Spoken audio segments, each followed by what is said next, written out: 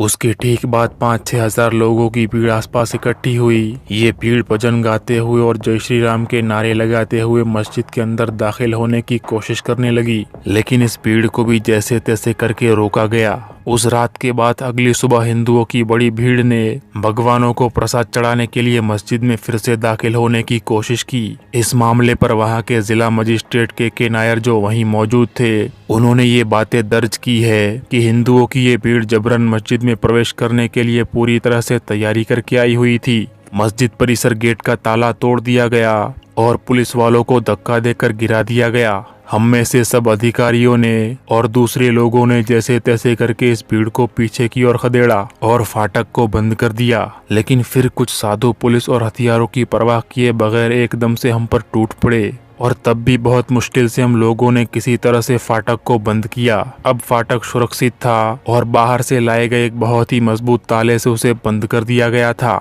और पुलिस बल को वहां पर तैनात कर दिया गया। उस वक्त शाम के 5 बजे थे।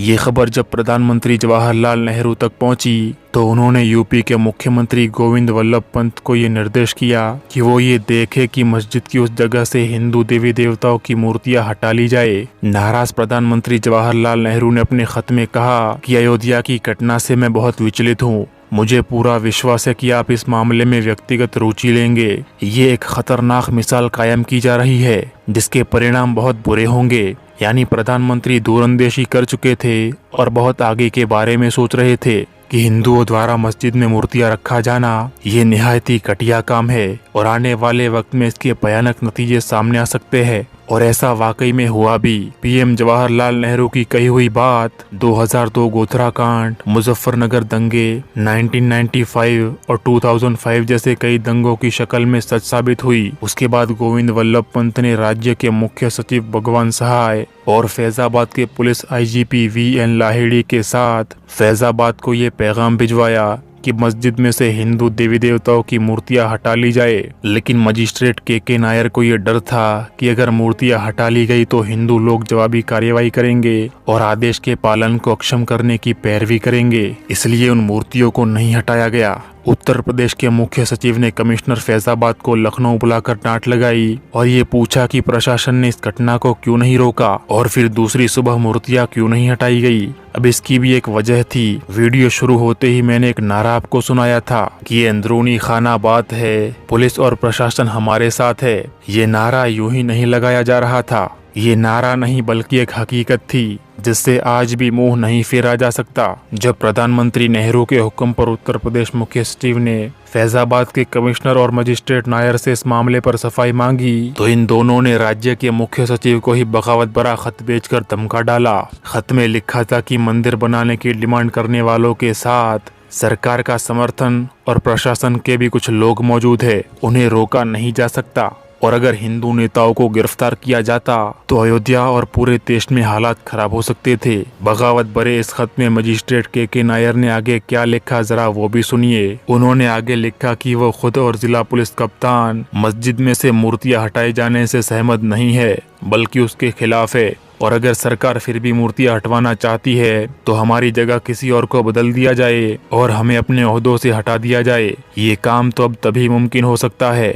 इस मामले में आरएसएस और हिंदू सत्ता के लोग सक्रिय होकर मस्जिद पर कब्जा करने में सहयोग कर रहे थे और हिंदुओं को उकसाने का काम भी। बाद में ये बात सामने आई कि जिला कलेक्टर नायर और सिटी मजिस्ट्रेट गुरुदत्त सिंह दोनों आरएसएस के ही आदमी थे और नायर तो बाद में जनसंघ के टिकट पर लोकसभा चुनाव लड़कर जीते भी थे। इस तरह से बाद में नगर पालिका चेयरमैन प्रियदत्त राम को रिसीवर बनाकर मूर्तियों की पूजा और भोग वगैरह चढ़ाने की जिम्मेदारी दे दी गई। अब ये मुकदमा 2 दशकों तक कोर्ट में चलता रहा, यानी तकरीबन 20 साल का लंबा अरसा गुजर चुका था। इसकी वजह से अयोध्या के रहने वाले हिंदू मुसलमान भी अच्छे पड़ोसी की तरह मिलजुल कर रहने लगे थे।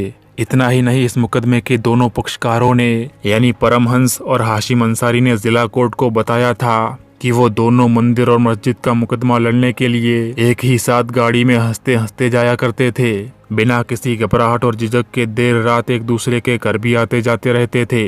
अब ये देखकर बिल्कुल भी नहीं लगता कि लड़ाई झगड़ा आगे चलकर इतना बड़ा हो जाएगा कि हजारों मासूमों को इसकी वजह से अपनी जानें गंवानी पड़ेगी। तो जब मुकदमा लड़ने वालों ने कभी एक दूसरे से नफरत नहीं की, तो फिर बाद में आखिर ऐसा तो क्या हो गया कि आज भारत के हिंदू और मुसलमान एक दूसरे को ना चाहते हुए भी अपना दुश्मन समझ रहे हैं। अंग्रेजों के खिलाफ अपना खून बहाकर शाना बशाना लड़ने वाले हिंदू मुसलमान, एक दूसरे को अंग्रेजों के जुल्म से बचाने के लिए अपनी जान की भी बाजी लगाने वाले हिंदू मुसलमान आखिर इतने कट्टर दुश्मन कैसे बने? इसका जवाब है राजनीति। जी हाँ दोस्तों, इंडियन पॉलिटिक्स, भारतीय राजनीति, बल्कि मैं तो कहूँगा बहुत बुरी और बहुत ही गंदी भारतीय राजनीति। साल 1977 में मंदिर मस्जिद के इस बखेड़े में राजनीति ने भी अपने पैर पसार दिए। दरअसल 1977 में जनसंघ और दूसरे कट्टर लोगों से बनी जनता पार्टी ने इंदिरा गांधी को सत्ता से बेदखल कर दिया, लेकिन इन लोगों की आपसी फूट के कारण इनकी सरकार 3 साल भी पूरे नहीं कर पाई और 1980 में इंदिरा गांधी सत्ता में वापस आ गई। भारत के सबसे कट्टर हिंदू समुदाय संघ परिवार ने इस बात पे सोचना शुरू किया कि आने वाले चुनाव से पहले भारत के हिंदुओं को राजनीतिक रूप से कैसे इकट्ठा किया जा सकता है और कैसे उन्हें उकसाकर धर्म के आधार पर हम उनका वोट हासिल कर सकते हैं। उसके बाद इसी संघ परिवार ने ये योजना बनाई कि भारत की राज सत्ता और हिंदुओं का समर्थन हासिल करने के लिए हमें हिंदुओं के 3 सबसे प्रमुख आराध्य राम, कृष्ण और शिव से जुड़े स्थानों को जैसे अयोध्या, मथुरा और काशी की मस्जिदों को केंद्र बनाकर आंदोलन छेड़ेंगे और इस तरह से हिंदू वोट हमारे ही पक्ष में गिरेंगे।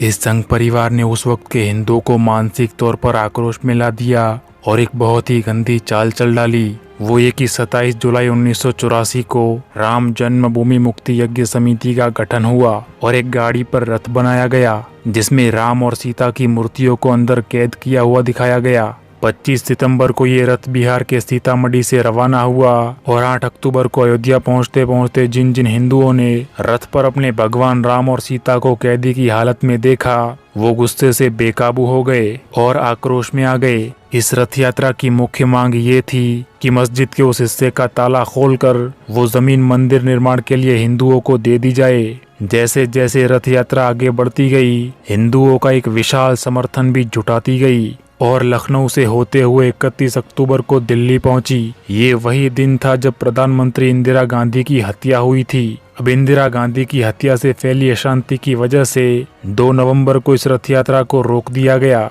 इंदिरा गांधी की मौत के बाद आम चुनावों में राजीव गांधी को प्रचंड बहुमत मिला, लेकिन वो राजनीति में उतने अनुभवी नहीं थे। इसके बाद विश्व हिंदू परिषद ने मस्जिद का ताला खोलने के लिए फिर आंदोलन को तेज किया और शिवरात्रि के दिन को 6 मार्च 1986 तक अगर ताला न खोला गया तो जबरन ताला तोड़ने की धमकी दे डाली। इस आंदोलन को दार देने के लिए ही आक्रामक और उग्रवादी बजरंग दल का गठन किया गया।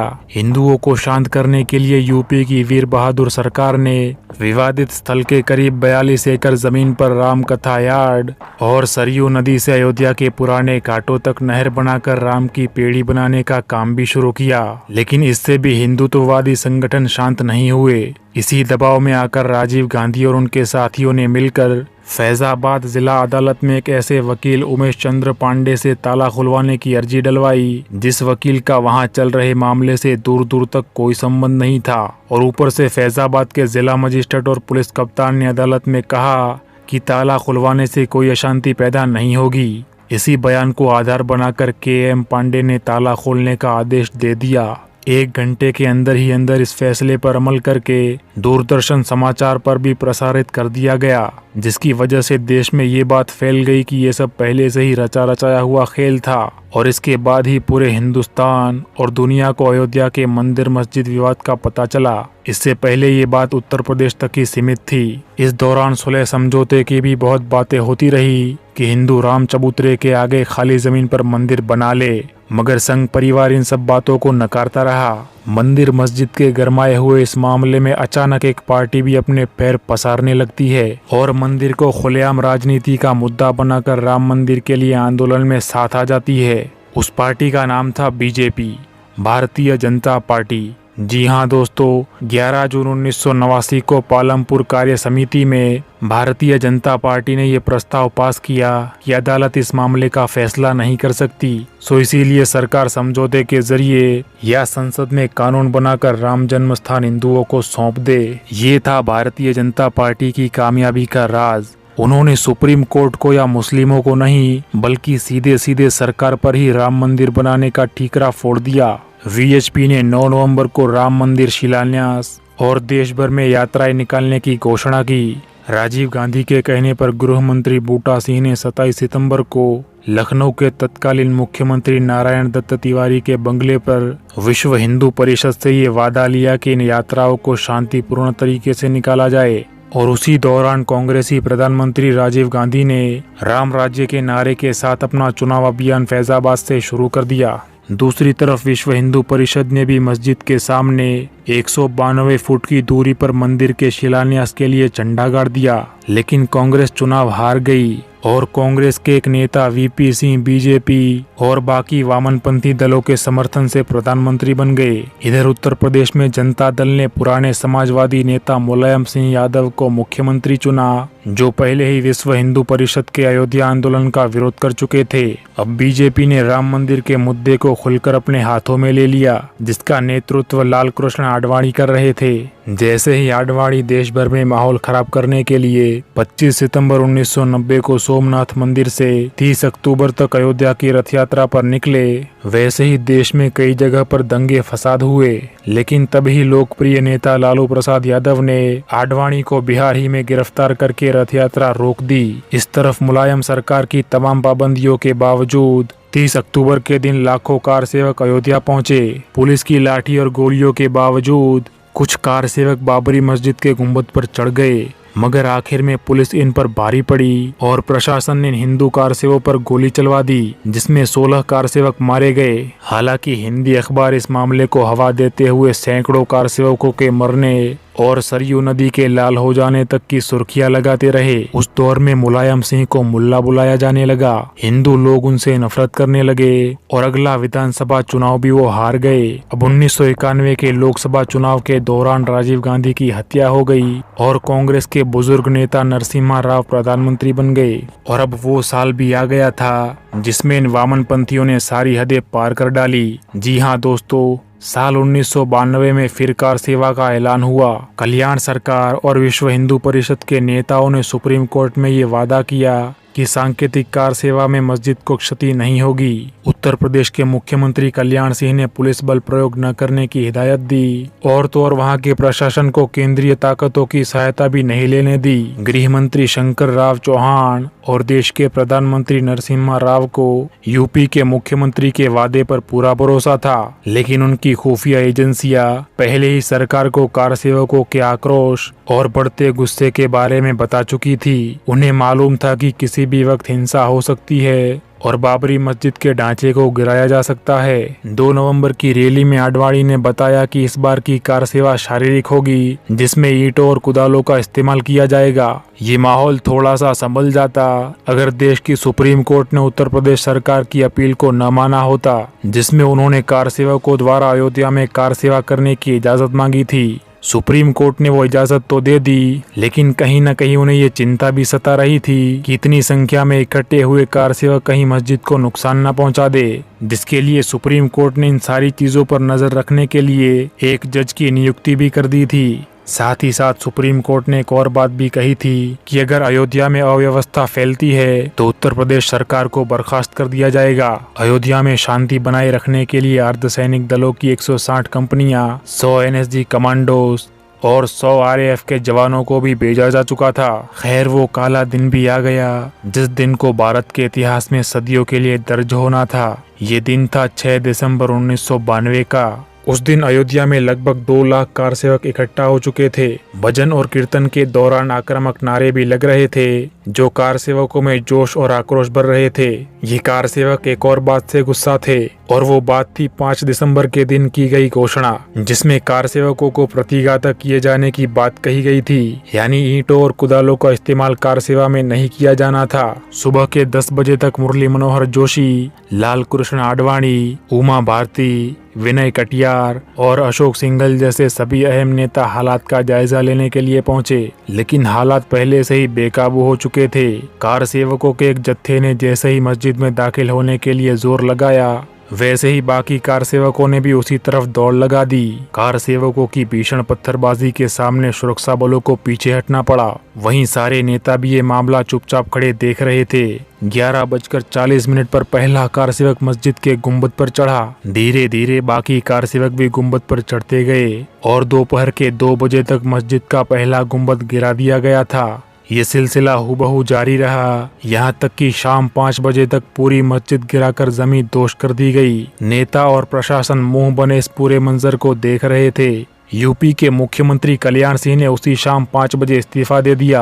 मतलब जिस काम के लिए वो गद्दी पर बैठे थे वो काम अब पूरा हो चुका था। इस पूरी घटना के बाद हिंदू और मुसलमानों के बीच में एक ऐसी दरार पड़ गई जिसकी वजह से हिंदू मुसलमान दंगों के अंदर पिछले 25 सालों में सरकारी आंकड़ों के हिसाब से लगभग 2000 लोगों ने अपनी जानें गंवाई। और आखिर में 9 अगस्त 2019 को सुप्रीम कोर्ट ने फैसला हिंदुओं के पक्ष में दे दिया और इस जगह पर मंदिर बनाने का हुक्म भी दे दिया, क्योंकि मुस्लिम इस जगह पर अपना हक साबित न कर सके। और मस्जिद की खुदाई के दौरान आर्कियोलॉजिस्ट की टीम को यहाँ पर हिंदू धर्म से जुड़े कुछ तथ्य भी मिले थे। इस बात से भी इनकार नहीं किया जा सकता। एक और चीज जो इतिहास में की गई छेड़छाड़ को दर्शाती है वो ये कि बादशाह बाबर की जिंदगी पर लिखी असल किताब बाबरनामा में से ऐन उस वक्त के पन्ने गायब कर दिए गए हैं जब उन्होंने बाबरी मस्जिद बनवाई थी। ये रहस्य आज तक नहीं सुलझ पाया कि आखिर बाबरी मस्जिद से जुड़े उन पन्नों को किसने गायब किया और क्यों गायब किया। इसके पीछे क्या वजह हो सकती है, आप अपनी राय हमें जरूर बताएं। लेकिन उससे पहले मैं आपको एक बात बताना चाहता हूँ, वो ये कि बाबरी मस्जिद का मुकदमा मुसलमानों की तरफ से जो लड़ रहे थे, जिनका नाम इकबाल अंसारी है, ये शख्स कई सालों से मुसलमानों की तरफ से बाबरी मस्जिद के पक्ष में रहकर मुकदमा लड़ रहा था। यानी सरासर ये राम मंदिर बनवाने के खिलाफ ही होगा। लेकिन नहीं दोस्तों, ये शख्स भले ही बाबरी मस्जिद के लिए लड़ रहा था लेकिन राम मंदिर बनवाने के खिलाफ नहीं था। अब आप पूछेंगे कि आखिर ये क्या माजरा है। तो दोस्तों, ये शख्स राम मंदिर के खिलाफ बिल्कुल भी नहीं था, क्योंकि जब सुप्रीम कोर्ट ने राम मंदिर बनाने का फैसला सुनाया और जब मंदिर बनने का काम वाकई में शुरू हुआ तो मंदिर के लिए सबसे पहला डोनेशन यानी चंदा देने वाला शख्स कोई और नहीं बल्कि यही इकबाल अंसारी ही था, जो इतने सालों से मंदिर के खिलाफ और मस्जिद के लिए लड़ रहा था। इकबाल अंसारी ने 11,500 रुपये हिंदू ट्रस्ट को सौंपे और साथ ही साथ राम मंदिर बनाने की शुभकामनाएं भी पेश की। अब आप ही बताइए कि इसे आप क्या कहेंगे। इसे दोगलापन तो हरगिज नहीं कहा जाएगा। ऐसा कहने से दोगलापन शब्द की भी गरिमा कम हो जाएगी। मेरे पास इस शख्स की तारीफ के लिए कोई भी शब्द फिलहाल मौजूद नहीं, लेकिन आप जैसे चाहे वैसे शब्दों से इन्हें जरूर नवाजे। लेकिन एक सवाल है जो दिल में कांटे की तरह चुभ रहा है, वो ये कि अगर आप राम मंदिर बनने से खुश है और उसके लिए चंदा भी देते हैं तो फिर इतने सालों से मुकदमा लड़ने की जरूरत ही क्या थी। शुरू से ही मंदिर के हक में अगर खड़े हो जाते तो इस मंदिर की वजह से होने वाले दंगों में कम से कम मासूम मुसलमानों को अपनी जानें और अपनी माँ बहनों की इज्जतें तो नहीं गंवानी पड़ती। इतनी नाइंसाफियां होने के बाद, इतनी जानें गंवाने के बाद जिन लोगों ने हमारी मस्जिद को गिराया और सत्ता की ताकत से वो हमसे जीत भी गए, उन्हीं लोगों को मंदिर बनाने के लिए चंदा देना। इतिहास में ऐसे लोगों को गद्दार और इस्लाम में मुशरिक और मुनाफिक कहा गया है, जो मरने के बाद जहन्नम के सबसे निचले गड्ढे में डाले जाएंगे। ये बात किसी को नहीं मालूम कि बादशाह बाबर ने वाकई में कोई मंदिर गिराकर मस्जिद बनाई थी। और वैसे भी ये 400 साल पुरानी बात है, इस पर यकीन नहीं किया जा सकता। लेकिन हमारे पास तो ये पुख्ता सबूत है कि देश में संविधान लागू होने के बावजूद आईपीसी और सीआरपीसी एक्ट के होते हुए भी पुलिस और नेताओं के सामने और सुप्रीम कोर्ट की नाक के नीचे कुछ लोगों ने मुसलमानों की मस्जिद बड़ी ही बेशर्मी और क्रूरता के साथ गिरा दी और मंदिर के होने वाले दंगों में जाने भी मुसलमानों ने ही गंवाई और मुसलमानों को मारा भी गया। ये तो चोरी ऊपर से सीनाजोरी हो गया। लेकिन मुसलमान आज भी सब कुछ चुपचाप बर्दाश्त कर रहा है और मंदिर बनाने का फैसला आने पर भी किसी मुसलमान ने कोई विरोध प्रदर्शन नहीं किया। जानते हैं क्यों? क्योंकि वो मुसलमान आज भी देश की एकता और हिंदुओं से भाईचारे में विश्वास रखता है।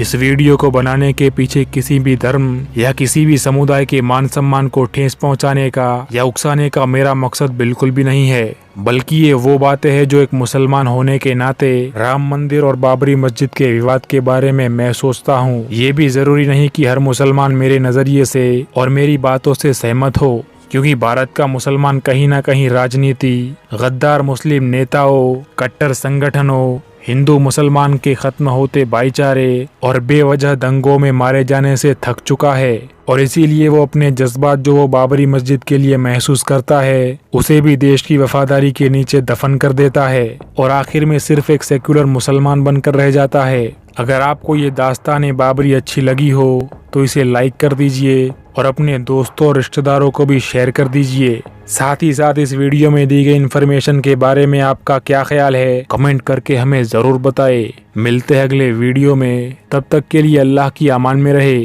अस्सलाम वालेकुम।